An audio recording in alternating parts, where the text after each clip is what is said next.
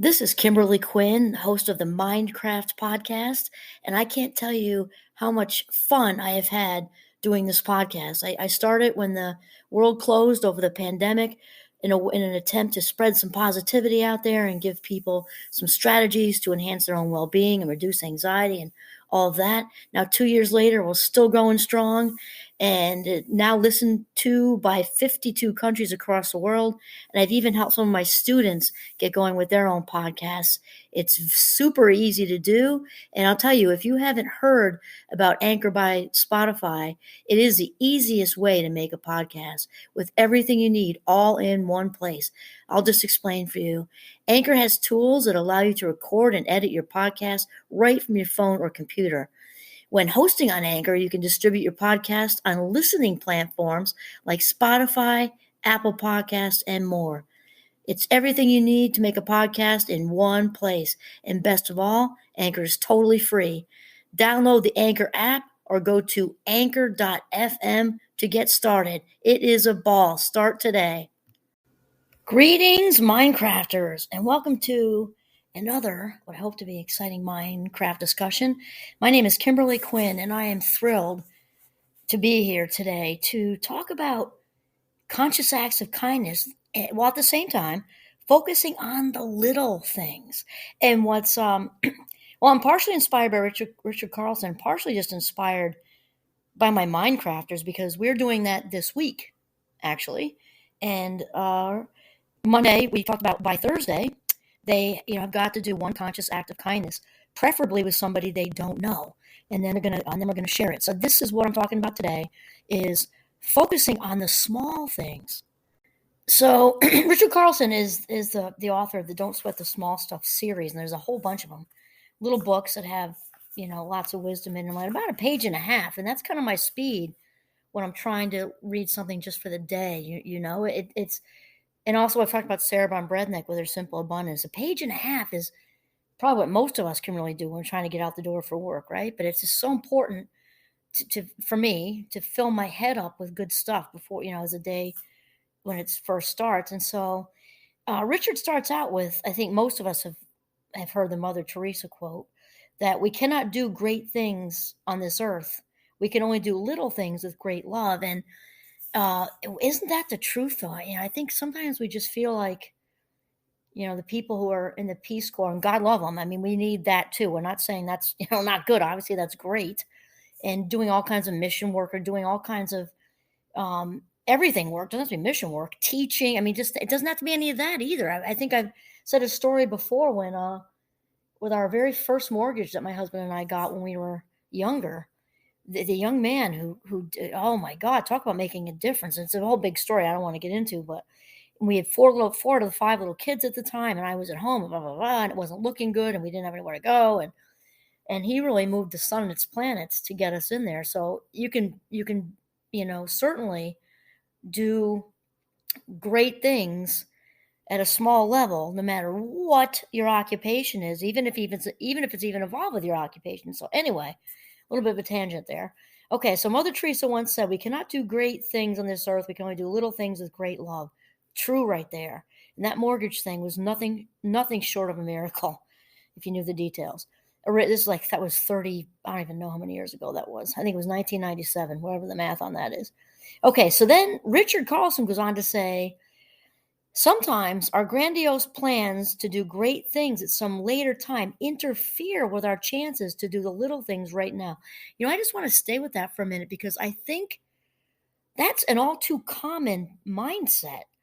Later when things loosen up for me in my later years, once I'm done with this, and raising children and running a business, and then I can find it.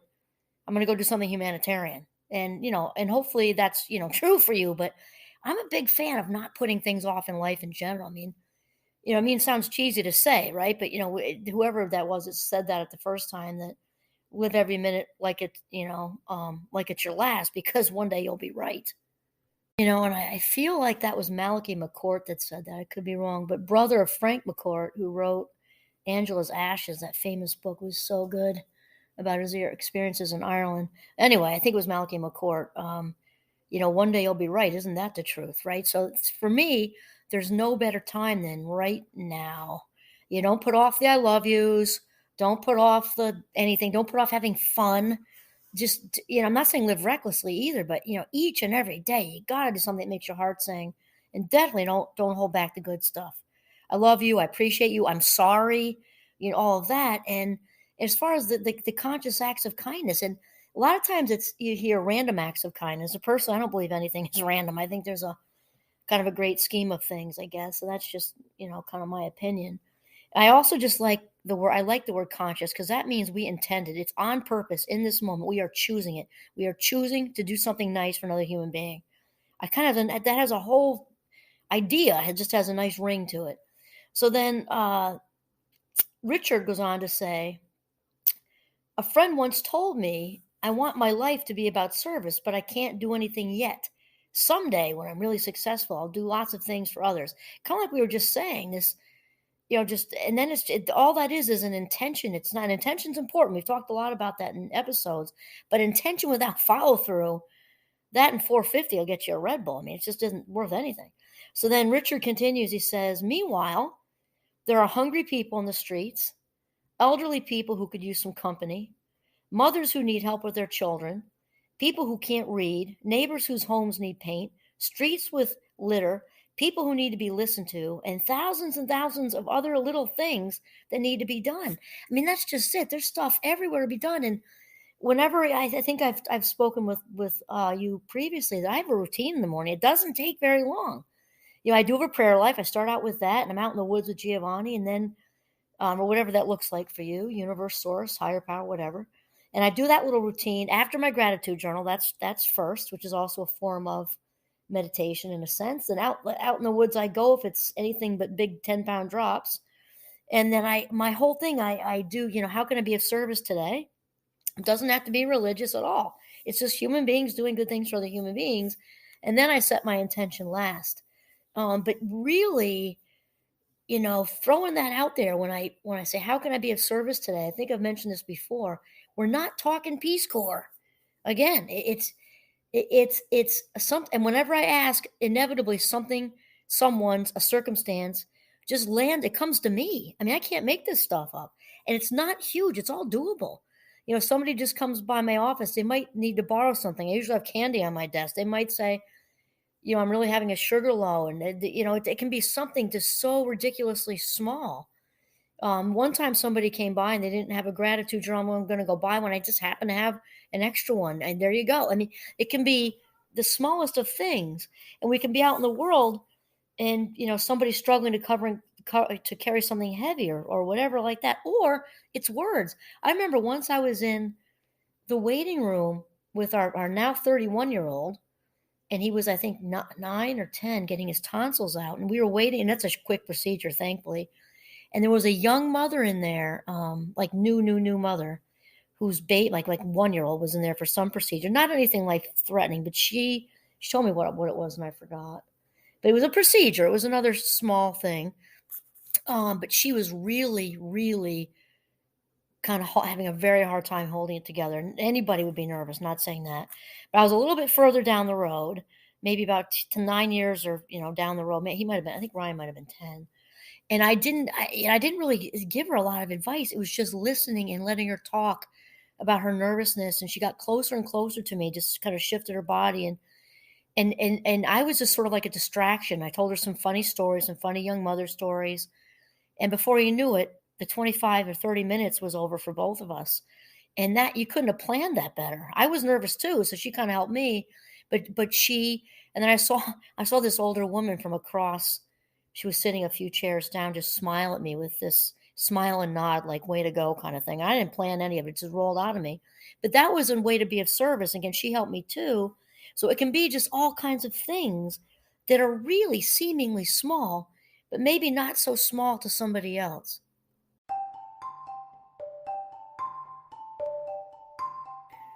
So Richard goes on and he says, Mother Teresa was right.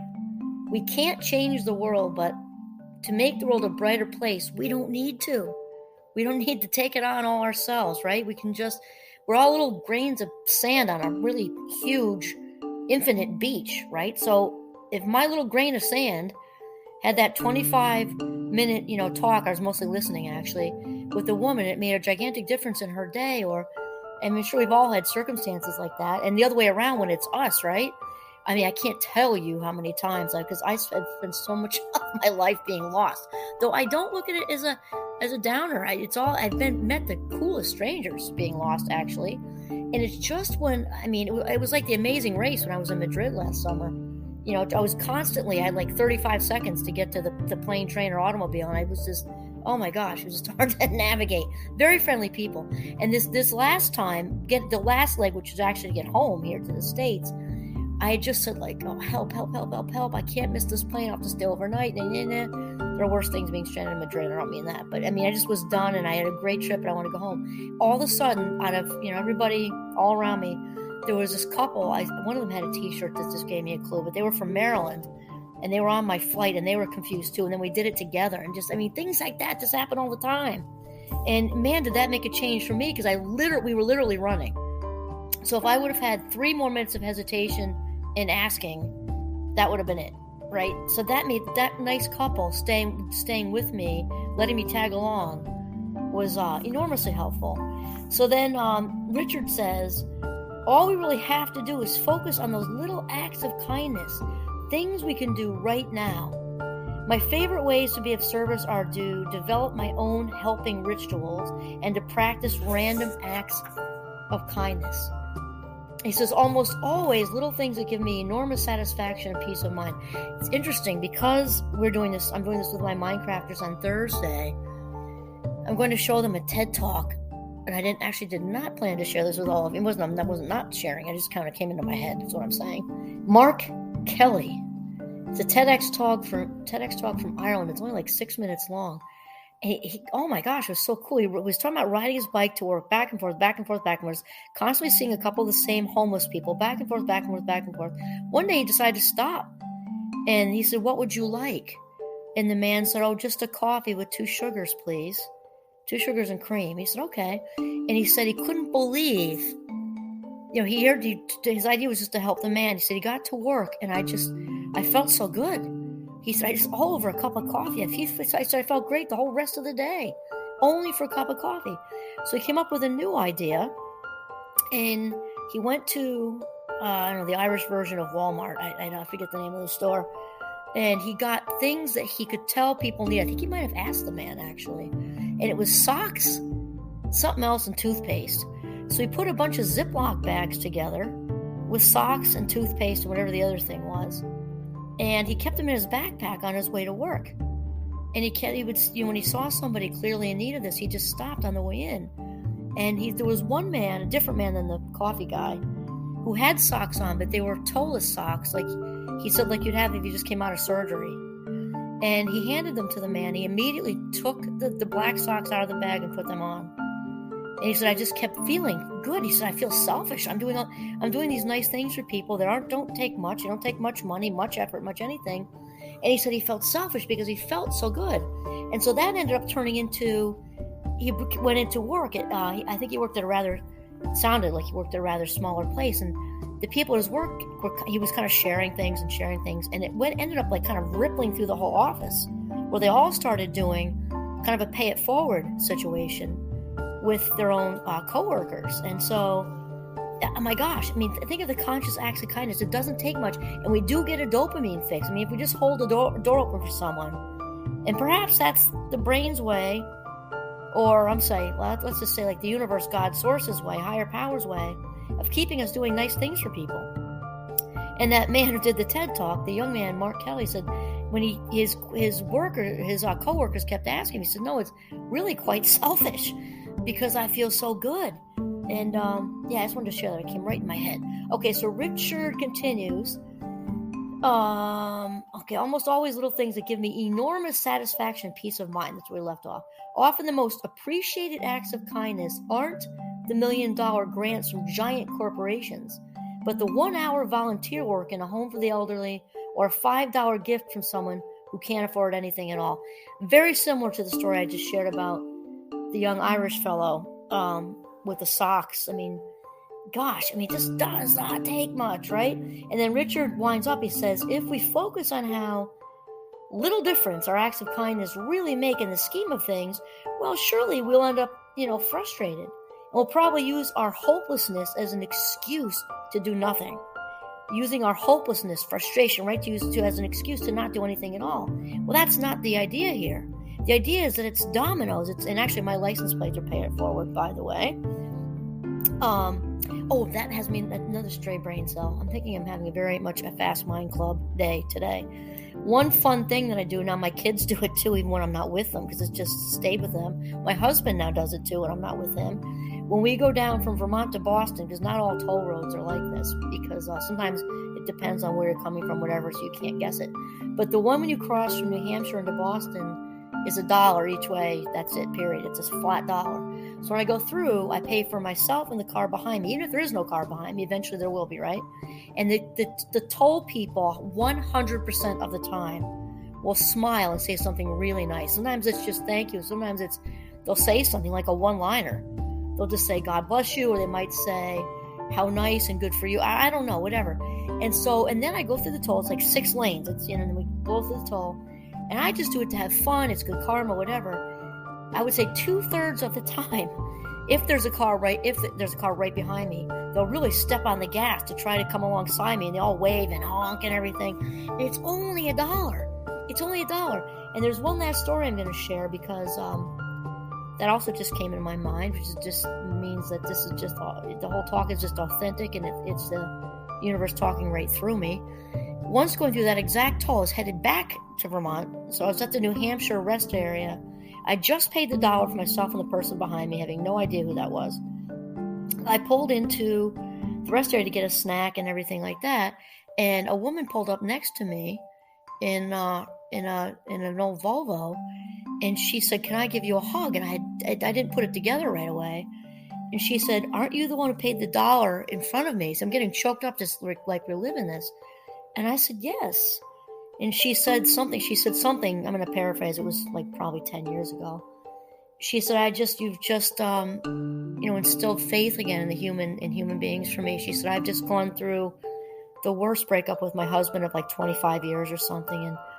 And she said, I don't want to give you all the details, but it was just horrible. And my heart was broken, and I've lost everything. And even though this is just $1, you have no idea how much this lifted my spirits. And she gave me this huge embracing hug, and then got in her car and left. And of course, I've never seen her again. But we never know, because people aren't going to tell us what we do for them on the other end and the timing of it, And so I just thought I would share that with you. And then lastly, Richard says, if, however, we take great care in doing something, anything, we will feel the joy of giving. We will feel the joy of giving, and will help to make our world just a little bit brighter. Okay, awesome. Conscious acts of kindness. You can do one a week. You're doing well. You do one a day. You're my hero. Okay, one a week. Let's strive for it. This is Kimberly Quinn signing off from the beautiful, beautiful Northern Vermont. Have a mindful day.